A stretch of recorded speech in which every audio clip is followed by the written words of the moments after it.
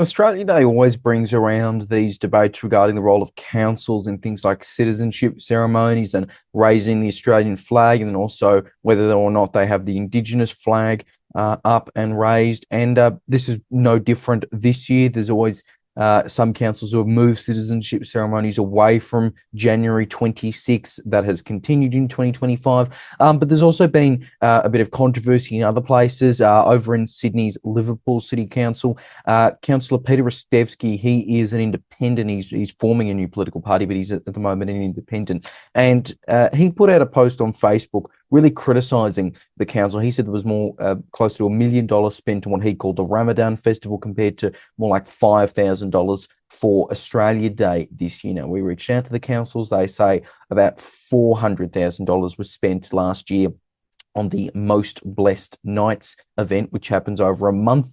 And in their branding, it includes more than just one religion. So it's not just exclusive to Ramadan. And they've also told us that this year the combined budget for the Australia Day Citizenship and Awards and the Biggie Barbecue is $87,000. But Ristevski, he's calling them out. And he also, in addition to this, is calling for the Australian flag to be flown, a big Australian flag on council buildings. Because I had those figures, I asked the question and I had an email sent to me by council saying it's $5,000.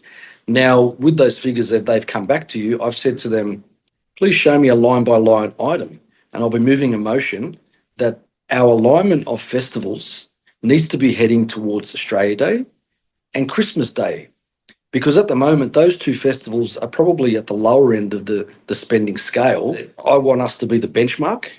Liverpool has a diverse nationality. I think there's over 140 nationalities. And there isn't anything common uniting us, and really it should be the Australian flag. And I think if we see the Australian flag flying at council buildings, and in particular our main council building, I'm talking about a huge one that you can virtually see from kilometres away. Now, Peter Ristevski is not the only councillor making that call. We spoke to Steve Christou, Cumberland City Councillor, member of the Libertarian Party, early this month, who made a similar call. He wanted welcome to country ceremonies banned